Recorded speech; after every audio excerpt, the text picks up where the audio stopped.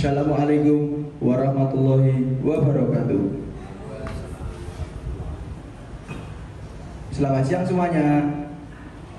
Halo teman-teman. Ketemu lagi nih bareng aku Zuhud di acara Isamu Podcast. Teman-teman, podcast kita kali ini bertemakan menjadi wirausaha yang tangguh. Nah, kalian pasti penasaran banget kan? Makanya tetap stay tune di acara ini ya. Podcast kita kali ini disponsori oleh Bank Jateng. Terima kasih Bank Jateng atas kerjasamanya. Teman-teman, di sini saya tidak sendirian loh, tetapi ditemani oleh narasumber yang hebat banget. Nah, narasumber kita kali ini adalah Mas Hibatullah, pengusaha roti Solo 1. Dan kita sambut dulu narasumber kita. Selamat siang Mas Hibat. Selamat siang, alhamdulillah. Bagaimana kabarnya nih Mas Hibat hari ini? Alhamdulillah luar biasa. Alhamdulillah. Oke teman-teman, segera kita mulai aja ya. Pasti kalian udah gak sabar nih. Aku akan langsung mulai berbincang-bincang bersama Mas Hibatullah ya.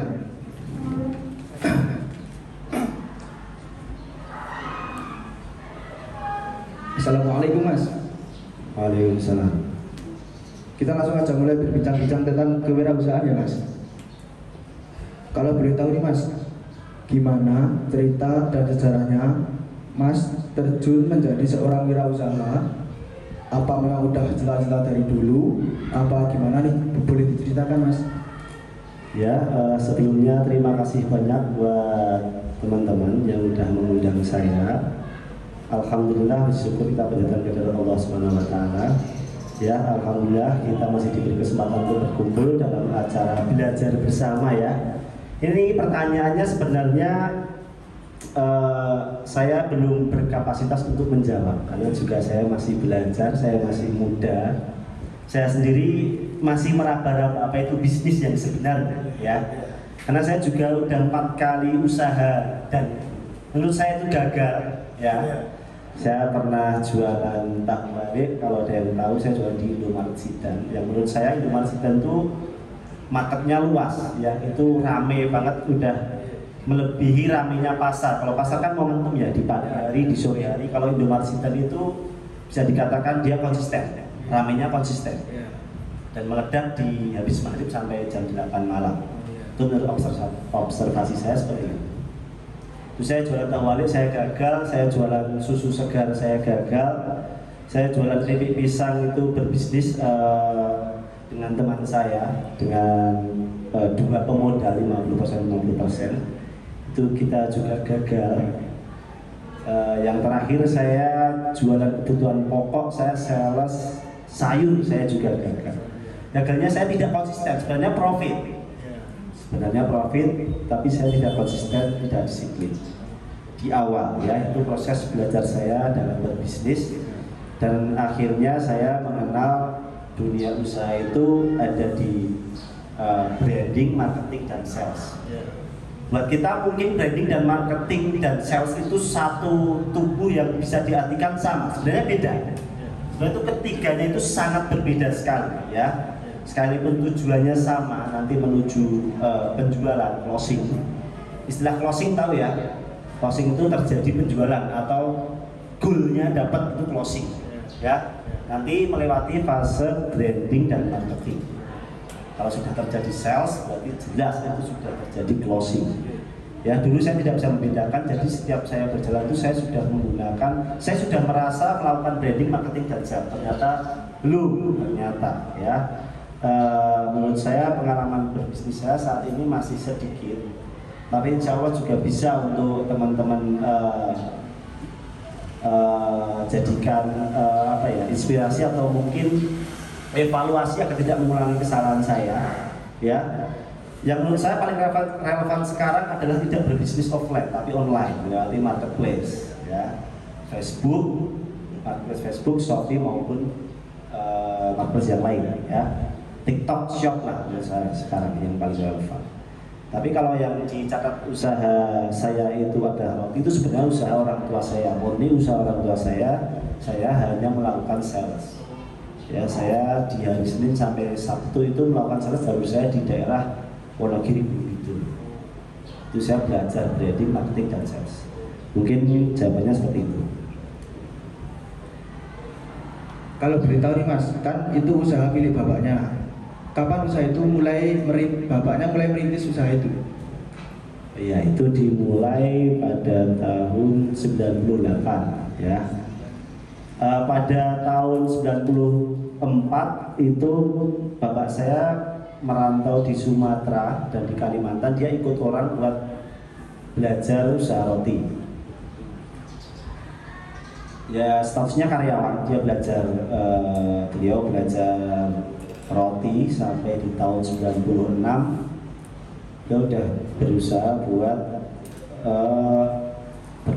berusaha sendiri jadi wira swasta. Ya, dia buat dari 14 kilo sampai sekarang bisa sampai ratusan kilo. Itu perjalanannya juga lama sampai tahun 2022 ini. Dari roti kering, dari roti basah sampai sekarang transisi di roti basah yang udah pack. Yang main di harga per pack bukan satuan. Itu pun juga naik turun ya, fluktuatif. Setiap usaha itu fluktuatif. Fluktuatif itu artinya naik turun. Kadang juga rame, kadang sepi, kadang untung, kadang rugi banget. Termasuk kemarin pas ada pandemi efek ya, impact dari pandemi COVID-19 itu bisa dikatakan hampir bangkrut. Tapi alhamdulillah bisa bertahan sampai sekarang. Mungkin itu jawaban. Bisa diceritakan lagi nih Mas, perkembangan usaha milik bapaknya dari awal, lika-likunya, enaknya, susahnya, atau banyak susahnya atau banyak senangnya nih Mas menjadi pengusaha roti Solo 1 ini. Ya, itu sebenarnya yang paling tepat menjawab adalah ayah saya. Tapi biar saya wakilkan, tidak ada yang lebih capek kecuali kita mengelola usaha kita sendiri. Karena itu sebagai PNS, pegawai non-stop. Hampir 24 jam kalian bekerja. Kalau nggak otot kalian, ya pikiran kalian. Karena itu kekuatan, perasaan, sama pikiran kita memang dia ada di situ. Di antara merasakan keresahan karyawan atau keresahan customer, atau mungkin nanti pandangan customer tentang produk kita. Banyaklah terjadi perseteruan, keresahan-keresahan yang harus kita jawab. Kalau ngomongin enak gak enaknya tetap gak enak ya. Lebih banyak gak enaknya, bukan berarti setiap melakukan usaha itu buruk atau berdampak negatif, bukan. Tapi dalam prosesnya tetap banyak merasa lelah, capek itu tetap karena kalau hasilnya nggak memungkinkan atau hasilnya tidak profitable atau hasilnya itu tidak besar, pasti kita tetap males-malesan. Kenapa orang itu melakukan usaha dan konsisten itu? Karena hasilnya memang worth it, karena memang sebanding dengan usahanya. Taruhlah dengan menjadi karyawan di suatu perusahaan, kita mendapatkan gaji 80.000 per hari. Tapi itu berangkat kerja, pulang gaji. Ya, harian mau diambil 1 bulan atau seminggu atau 2 minggu, intinya kita hanya menyumbang tenaga. Ya, pokoknya berangkat sudah dipastikan kalau kalian pulang tetap digaji. Bedanya melakukan usaha itu kita memang harus mengingat segalanya, segala aspek ya, dari berangkatnya kita harus ngapain, di perjalanan kita ngapain, dalam marketing kita ngapain, kita nge-branding apa, biar menjadi sales aku harus usaha apa. Itu semua harus dipakai. Kalau ngomongin banyak susah, tetap banyak susah, tapi hasilnya sebanding. Ruginya pun resikonya juga besar, karena resiko dan keputusan itu berbanding lurus. Keputusan kalian besar dan berat, pasti resikonya besar dan berat yang harus diterima. Ini seperti itu. Terus untuk pemasarannya gimana Mas? Atau dititipkan ke warung-warung atau mempunyai sales sendiri berkeliling ke daerah-daerah yang mungkin mudah dijangkau sama pemasaran tersebut, atau gimana yang boleh diceritakan? Ya, terima kasih. Kebetulan saya sendiri adalah sales dari perusahaan Roti Solo 1. Saya yang 3 tahun lebih melakukan marketing, istilahnya salesman marketing ya. Itu kan ada 3 armada dulu sebelum corona, kami pakai 3 mobil black van yang belakangnya itu ada kursinya untuk muatan roti. Itu ketika setelah corona kami cuma 2 armada, 1 armadanya ikut corona. Yaitu jalur saya di Wonogiri dan Gunung Kidul. Ya kalau ngomongin marketnya, kami ke pasar ya, dan dipastikan roti itu karena dia punya kemungkinan untuk membusuk atau temponya begitu sebentar cepat, makanya kami melakukan penitipan titip jual ya, tidak bisa di cash karena resiko terlalu besar untuk ditanggung sebuah outlet atau toko. Beda dengan rokok dan yang lain, sabun, Unilever, Wing itu sebenarnya bisa langsung cash. Kalau roti kita tempo, jadi kita menawarkan kita menawarkan bonus biar mereka lebih memprioritaskan produk kami seperti itu. Kalau kami tetap titip jual, tidak melakukan pembayaran cash di depan karena toko selalu nggak berani, karena resikonya besar seperti itu. Selanjutnya mungkin ada kendala yang selama ini menjalankan usaha ini, atau kendala yang sangat berarti, atau kendala cuman biasa-biasa aja, bisa diceritakan kendalanya? Ya kalau ngomongin jualan offline itu memang sudah stuck, sudah berhenti di titik tertentu. Itu bahkan mungkin kemungkinannya untuk turun itu lebih besar. Makanya saya seharusnya kemarin itu saya juga dikontak oleh teman kelas yang lain buat misi podcast, tapi materinya tentang marketplace. Karena yang relevan itu marketplace ya. Teman-teman bisa buktikan nanti buka di TikTok. Saya punya TikTok shop dengan follower yang mungkin sudah ya untuk jualan sudah termasuk akun profesional.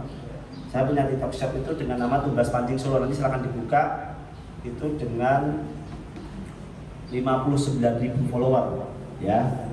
Dan di bulan pertama itu saya jualan sampai 205 juta omsetnya. Dan bukan bicara tentang roti lagi, ini tentang pancing. Negara kita kan kepulauan ya. Ternyata saya baru tahu, mau cewek, mau cowok, mau bapak-bapak, mau ibu-ibu itu hampir kebanyakan suka mancing. Ya, tapi mayoritas pria ya. Terus saya tahu dari teman saya sudah diajak mancing itu dari 4 tahun yang lalu, tapi saya nolak. Saya nggak pernah mendapatkan feel-nya mancing karena itu terlalu malas banget. Nunggu sesuatu yang nggak pasti itu nggak enak ya. Nah, pas teman saya dapat kendala buat live streaming jualan. Kan sekarang trennya live streaming jualan ya. Saya yakin adik-adik tahu ya, karena saya yang jualan saja baru bisa 3 tahun, saya baru bisa beli XL. Ini ada anak yang belum kerja tapi udah punya iPhone 11. Alhamdulillah, berarti rezeki orang tuanya juga lancar, dia pasti juga pintar nih, alhamdulillah. Ya, ini HP adik-adik saya dengan HP saya saja lebih bagusan HP adik-adik. Tadi yang jemput saya juga pakai Vespa nih. Gila, saya dulu monter. Saya naik sepeda ontel sekolah ya, sama naik Supra Cracket itu. Ya, saya naik Supra di sekolah di SMA 178. Seharusnya lebih relevan kita membahas tentang marketplace. Bahkan orang tua saya itu sekarang juga jualan di marketplace. Dia jualan bisnis propolis. Itu dulu pas pandemi sempat naik marketnya karena memang banyak yang butuh obat ya saat itu dan suplemen. Jadi sehat maupun sakit pun mereka semua beli. Sekarang kan udah banyak yang sehat, mungkin makannya juga turun. Tapi kalau jualan pancing yang saya jual ini, menurut saya bukan masalah musim, bukan masalah air naik atau enggak. Karena kan sebenarnya orang mancing kan air naik ikan naik. Tapi pancing itu ternyata hobi yang luar biasa. Kita tahu lah orang-orang kalau membayar hobi itu enggak ada kata mahal ya. Bahkan pas dulu kita kenal sepeda ontel itu cuma di harga 1 juta sampai 500.000. Kemarin ada hobi sepeda ontel, kita menolak polusi ya, olahraga dengan sepeda itu ada sepeda Brompton di harga 150 juta dan bahkan ada yang laku. Itu pertanyaannya bukan siapa yang beli, tapi bagaimana bisa dia menjual itu, branding itu. Ya, kalau yang beli mah kalau uangnya unlimited dia pasti bisa beli lah. Ya, kenapa Ferrari yang di harga bisa dibelikan Avanza 80 unit tapi Ferrari masih laku? Pertanyaannya bagaimana bisa Ferrari masih laku padahal untuk beli Avanza dapat 80 unit? Kira-kira apa? Karena dia bisa melakukan branding, marketing, sales. Karena dia tahu target marketing dia siapa. Padahal cuma 2 pintu loh. Cuma buat 2 orang itu nabrak juga lecet. Bahkan kena keringat juga bau. Bagaimana bisa Ferrari, Lamborghini, Mini Cooper itu laku padahal buat beli Avanza dapat 80 pieces 80 unit mobil loh ya, bisa buat tarik. Itu karena marketingnya bagus, brandingnya bagus, maka terjadi penjualan. Intinya entah kamu mau jualan apapun sekarang berusaha di marketplace. Dulu saya nggak percaya ayam bakar bisa dijual di marketplace ya. Sekarang kalian tahu ya, semua merek frozen food bisa dijual di marketplace. Bahkan sekarang jualan makanan bisa online, mau itu food, Grab ya maupun yang lain. Jadi menurut saya buat teman-teman SMA yang berusia SMA maupun SMP maupun kuliah, mahasiswa ataupun yang lain, tidak ada alasan untuk tidak melakukan pembelajaran atau mencoba sesuatu tentang marketplace. Ya, jual apapun. Mungkin tantenya yang punya daster, jual daster maksudnya, atau baju muslim ya, atau sandal ya, atau mungkin live streaming Mobile Legends. Saya nggak menyarankan itu.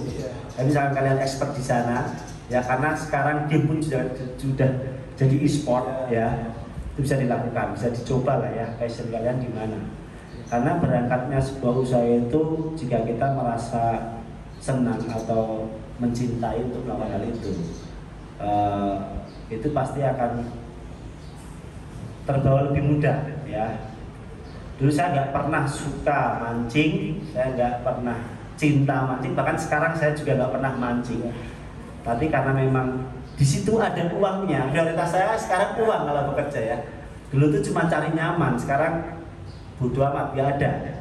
Ya karena kalau kita nggak, kalau seusia saya ya, dan itu pun cara pandang yang kurang pas. Tapi ketika saya sudah tahu ada uang di sana, saya nyemplung ke sana. Nah sekarang saya mencoba untuk menikmati. Tuh kalau teman-teman di sini ada yang punya TikTok dengan follower yang tinggi nggak? Ada yang berapa? Karena market TikTok Shop itu sekarang yang paling atas, bahkan mengalahkan Google. Google itu setiap orang klik loh. Microsoft itu setiap orang klik. Kemarin Google Trend itu menilai TikTok itu berada di posisi pertama. Google Trend menilai TikTok itu berada di marketplace di posisi pertama. Dan kamu mau jualan apapun di sana bisa dipastikan laku. Karena itu market yang baru ya. Jadi kalaupun kita punya Shopee dengan penjualan yang besar, ketika kita main di TikTok, kita mulai market kita dari nol. Sekarang market TikTok itu sangat. Jadi saya sudah bukan bicara tentang roti lagi. Kalau masalah bisnis offline itu silakan monggo, bisa menjadi pilihan. Misalkan itu F&B, food and beverage, makanan dan minuman masih worth it lah ya. Tapi kalau bisnis baju dan yang lainnya pakai offline itu tidak kami sarankan, sesuai observasi, sesuai data ya. Mending online seperti itu. Ya, untuk kita kembali lagi ke bisnis roti ya Mas. Untuk memulai usaha ini, kalau Mas tahu nih siapa support terbesar bapaknya Mas untuk semakin semangat menjalankan usahanya itu? Ya, terima kasih. Itu saya belum izin kepada orang tua saya untuk menceritakan boleh atau enggak. Tapi yang saya ketahui dari orang tua saya, memang dulu ayah saya ini terkenal orangnya apa ya, ya berkulit hitam dan kayak kurang gizi lah. Bahasanya kayak orang yang memang kurang sehat. Kurang sehat. Dia kecil tapi kayak kurang sehat. Nah, motivasi dia setelah menikah memang di daerah desa orang tua saya, menurut beliau itu kurang worth it untuk memulai usaha. Makanya setelah menikah dia pergi ke Sumatera, dan akhirnya di Sumatera pun dia tidak memulai usahanya. Dia malah tetap ikut orang, tetap menjadi karyawan karena mungkin kurang mantep lah ya, masalah untuk ilmunya mungkin dia kurang percaya diri, makanya dia ikut orang lagi selama mungkin 4 tahun. Setelah itu baru punya anak kakak saya, setelahnya baru mulai usaha. Itu kakak saya lahir di Musi Banyuasin, saya di Palembang. Kakak saya di Musi Banyuasin Palembang, saya di Bengkulu, adik saya 2 di Sukoharjo. Jadi dulu saya ngerasain pindah-pindah sekolah. Ya TK belum ada 3 bulan pindah, TK mulai dari nol lagi, nol kecil, TK nol kecil, nol besar, baru SD kan. Pindah sekolah lagi sampai SD kelas 3 saya pindah di daerah saya sekarang di Purwakarta. Jadi saya juga ketemu banyak orang, akhirnya juga membentuk mental orang tua, mungkin keluarga saya juga. Kalau ngomong motivasinya mungkin berangkat dari memang ketemu banyak orang dan memang ketemu banyak banget omongan yang mungkin menurut orang tua saya pedas mungkin ya. Karena saya juga nggak tahu dulu itu seperti apa. Karena setiap motivasi itu tergantung kita yang menerima. Mungkin orang tua saya berangkat dari ya kurangnya percaya diri, malah dia membuat usaha sendiri mungkin. Kalau boleh tahu nih Mas, berapa modal awal bapaknya usaha itu Roti Solo 1? Modal awalnya tuh uang atau memang kegigihan untuk bisnis atau gimana? Boleh diceritakan Mas? Ya nggak munafik, setiap usaha itu pasti pakai uang modalnya, jelas ya, itu tetap pakai uang. Tapi bukan berarti tanpa uang sekarang juga, bukan berarti tanpa uang kita nggak bisa apa-apa, karena usaha sekarang bisa menjadi reseller, dropshipper ya. Kalau ngomongin orang tua saya dulu tetap pakai uang ya, dan itu pun tidak terlalu besar karena setiap materialnya itu bisa dibeli dengan kiloan, tidak harus sak dalam hitungan 25 kilo atau 50 kiloan. Sak itu karung gandum itu ya. Kalau roti kan material terbesarnya gandum dan telur. Kalau sekarang belinya sak karena memang lebih murah. Kalau dulu kan per kilo. Jadi dulu bermain di 14 kilo dan 7 kilo. Itu cuma jadi mungkin 100 pieces, dititip di pasar, terus pulang, besok libur, besok diambil, kayak gitulah. Pokoknya belum tentu profit, tapi tetap dipaksain sampai sekarang. Gitu. Kalau boleh tahu gaji untuk tiap karyawannya itu berapa ya Pak? Ya itu ada fasenya ya, fase training dan sudah menjadi karyawan reguler atau karyawan yang sudah memenuhi syarat ya. Ya itu insya Allah diusahakan untuk menyentuh angka UMR ya, tapi untuk trainingnya tetap belum. Kalau ngomongin usaha Roti Solo 1 sebenarnya bukan pabrik yang besar ya, dan bisa dikatakan dari ini itu masih dalam fase merintis. Dan saya kaget, saya diundang kok menggunakan atas nama usaha orang tua saya. Seharusnya ada komunikasi dulu dengan saya ya. Jadi saya bisa tanya dulu ke orang tua. Sampai tadi teman kalian datang itu saya masih kaget kok pakai usaha orang tua saya. Tapi nggak masalah karena yang terpenting substansinya tentang ilmu, tentang kewirausahaan ya. Jadi kalau ngomongin gaji sudah dipastikan sesuai dengan apa yang dilakukan, sesuai dengan kapasitas yang bekerja ya. Kalau ngomongin hasil dari sebuah usaha itu tidak pernah bisa berada di titik yang sama, karena itu fluktuatif seperti itu. Ngomong-ngomong tentang penghasilan nih Mas, kira-kira berapa penghasilan bapaknya Mas per hari atau per bulannya itu berapa kira-kira? Kalau boleh tahu. Ya kalau ngomongin penghasilan susah jawabnya Mas. Ya karena tadi saya udah kami kasih tahu atau kami katakan menurut orang tua saya penghasilan itu sesuatu yang memang harus tidak perlu di publish ya. Terus kedua, faktor fluktuatif naik turun tadi. Hari ini saya mau ngomong misalkan nih 20, mungkin besok bisa di 5. Nah, kalau ngomongin rata-ratanya juga kurang pas, karena rata-ratanya pun selalu naik turun per bulannya. Jadi ya, insya Allah kalau memiliki usaha sendiri dan sudah ada tenaga atau karyawan, itu pasti penghasilannya juga sudah bisa untuk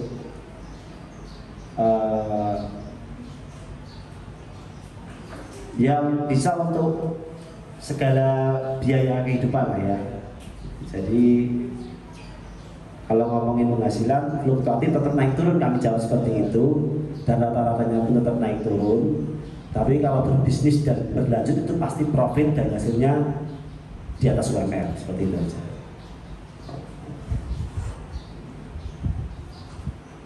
Oke, yang pertanyaan yang terakhir nih Mas, saya ingin tahu bisa diulang kali ini tips menjadi wirausaha yang sukses dan tidak mudah menyerah menurutnya gimana? Ya sekali lagi buat teman-teman atau adik-adik, kita belajar bersama ya di sini ya. Pelajari marketplace, Facebook Ads, TikTok Ads, karena ilmu sekarang banyak banget dan gratis ya. Di YouTube, di seminar, di webinar, dimanapun pasti gratis. Misalkan berbayar pun bisa di skip lah ya, karena banyak banget yang gratis. Di TikTok ya, buat teman-teman jangan jadikan TikTok itu cuma untuk alasan banyak video yang nggak senonoh ya.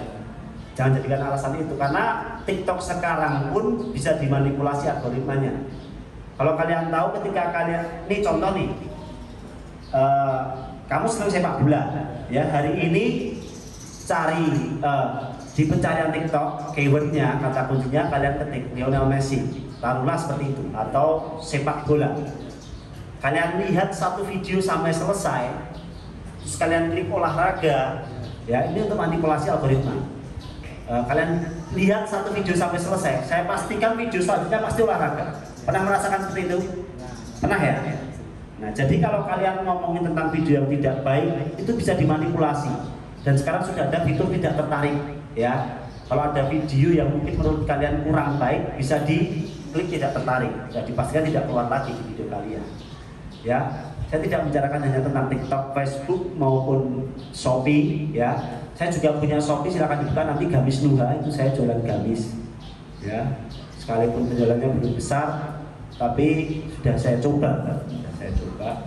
Karena jualan online itu juga kayak PNS, pegawai non-stop ya, 24 jam kalian bisa profit, 24 jam bisa cuma kerja gak ada profitnya. Karena ya kayak seperti inilah, saya kelihatan gak kerja ya. Sekarang saya tadi kalian datang, saya bangun tidur ya, bahkan saya belum mandi. Sampai sini saya bisa ngobrol santai. Tapi mungkin ini juga sudah menjadi penjualan ya.